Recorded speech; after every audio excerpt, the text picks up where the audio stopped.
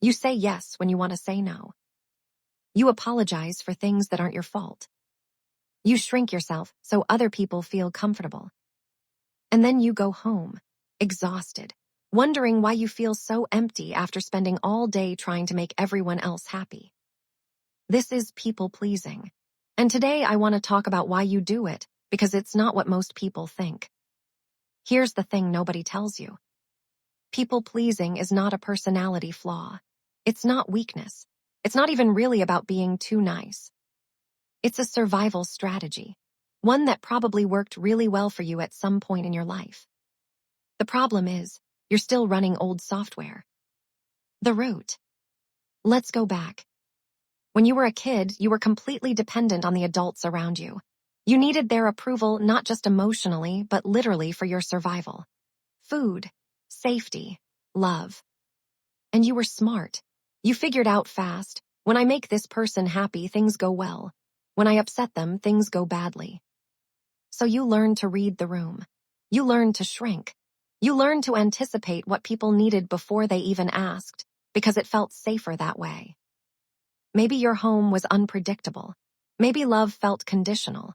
Maybe you were the kid who kept the peace between fighting parents. Or maybe you were just really sensitive to disapproval, and the easiest way to avoid that feeling was to just never let anyone down. Whatever the specific story, the lesson your nervous system learned was this. My worth depends on how other people feel about me. Why it sticks. Now here's why it's so hard to stop. People-pleasing works, at least in the short term. You say yes, the tension disappears. You apologize, the conflict dissolves. You help and someone smiles at you, and for a moment you feel okay. That's a reward loop, and your brain loves reward loops. But there's a cost that hits later. Resentment. Exhaustion. A slow, creeping feeling that nobody actually knows you because you've never shown them who you really are. You've been so busy performing the version of yourself that everyone likes that you've lost track of the version that actually exists. The deeper fear. Underneath people-pleasing is almost always one core fear. If I stop being useful, agreeable, easy, people will leave.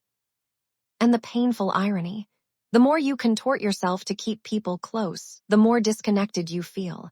Because they're not connecting with you, they're connecting with the performance. Real intimacy requires showing up as yourself, including the parts that might disappoint someone. And that feels terrifying when you were taught that disappointing people is dangerous. The shift. So what do you do with this? First, stop calling yourself a pushover. You're not. You're someone who developed a very sophisticated strategy to stay safe. Respect that. And then ask, do I still need this strategy, or is it costing me more than it's protecting me? Second, start noticing the moment before you say yes.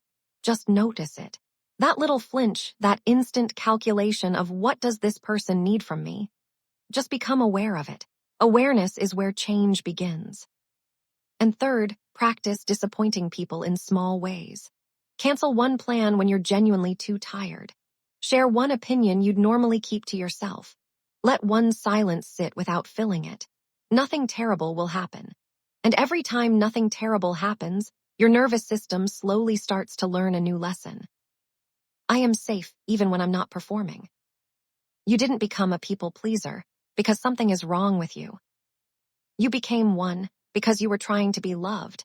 And that's one of the most human things there is. The work isn't about becoming selfish. It's about becoming honest, with others and with yourself. That's where it starts.